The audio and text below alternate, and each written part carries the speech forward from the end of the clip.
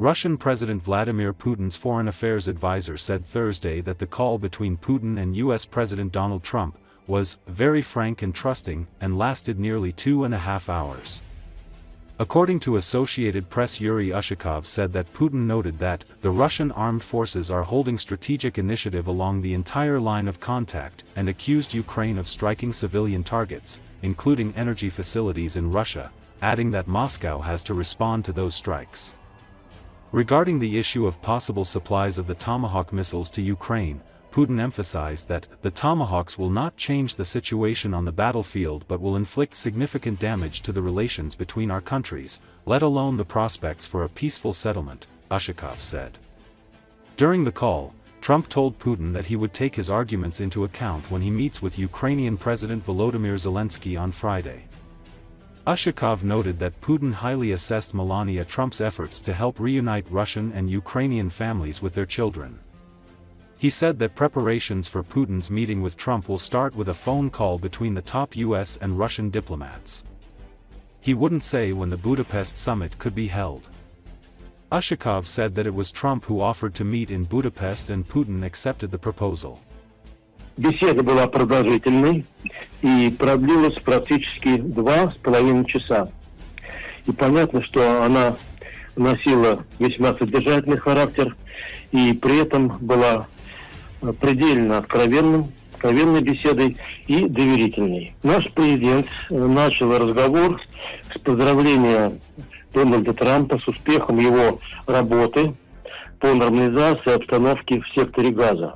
Владимир Путин дал подробные оценки сложившейся ситуации, подчеркнув заинтересованность российской стороны в достижении мирного политико-дипломатического решения. Было в частности отмечено, что в ходе специальной военной операции российские вооруженные силы полностью владеют стратегической инициативой по всей линии боевого соприкосновения. В этих условиях киевский режим прибегает террористическим методом, наносит удары по гражданским целям и объектам энергетической структуры, на которые мы вынуждены соответствующим образом отвечать.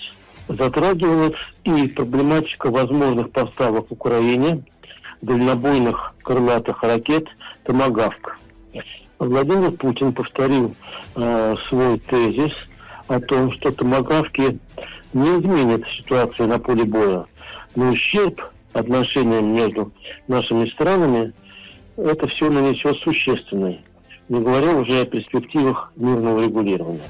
Трамп упомянул, что, естественно, что он завтра встречается с Зеленским, и сказал также, что в ходе контакта с Зеленским он, естественно, учтет те соображения, которые были высказаны президентом России в ходе сегодняшнего телефонного разговора. Отдельно стоит упомянуть и о том, что наш президент высоко оценил личные усилия супруги президента США Мелании Трамп по воссоединению российских и украинских детей с семьями. И попросил президента США передать Мелании Трамп самые наилучшие пожелания. В целом, я бы сказал, что телефонный контакт президентов России и США был весьма полезен. И два лидера договорились, что они будут оставаться на связи. Президенты обсудили возможность проведения очередной личной встречи. Это действительно очень важный момент. Условлено, что представители двух стран без промедления займутся вопросами подготовки саммита, который может быть организован, например, в Будапеште. И обсуждение начнется уже в ближайшие, очевидные дни с телефонного контакта между госсекретарем и министром иностранных дел. По мере работы представителей, по мере работы министра иностранных дел и госсекретаря, уже, наверное, прояснится, когда можно будет организовывать и сам саммит. Юрий Викторович, а кто предложил Будапешт? Я могу сказать, что Будапешт первым упомянул президент Трамп, и наш президент сразу же поддержал идею проведения возможного саммита в этой европейской столице. A wave of outrage is growing among entrepreneurs in Russia following the announcement of a new tax package which effectively taxes even micro businesses. Despair is increasingly being expressed on social media. One symbol of this outrage is a video on Instagram showing the owner of a small jewelry store sobbing in front of the camera, explaining that she sees no future for her business. "I've survived COVID, the dollar surge, the haters, the fines, QR codes and the social media block. But now that's it. This tax will finally finish us off," she says, barely holding back tears. New tax rules will come into force in Russia on January the 1st, 2026. The VAT rate increases from 20 to 22%, and the threshold for its payment is reduced from 60 million to 10 million rubles per year. This means that even the smallest entrepreneurs, small shops, workshops, and beauty salons will have to pay the tax. For millions of business owners, this is effectively a death sentence. Economists say the tax increase will hurt domestic demand, lead to the closure of thousands of businesses, and increase unemployment.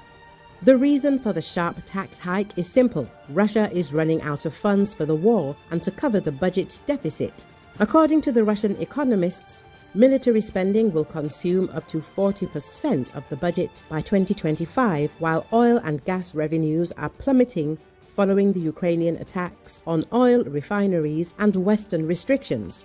To plug the holes, the authorities have decided to milk business.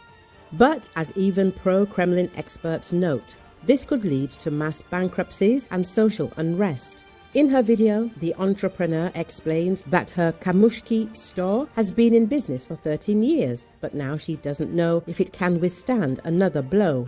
Every year, there are new taxes, new fines, new bans. I've endured and worked, but I can't bear it in silence anymore. Her words provoked a strong reaction even among loyal Russians. The video was followed by thousands of comments expressing outrage, fear and hopelessness. Small businesses, which have always been a cushion for the regional economy, are effectively crumbling before our eyes. Against the backdrop of war, mobilization, sanctions, and falling demand, there's now also a tax hike. For the Kremlin, this is a way to maintain the system. For the people, it's another point of no return.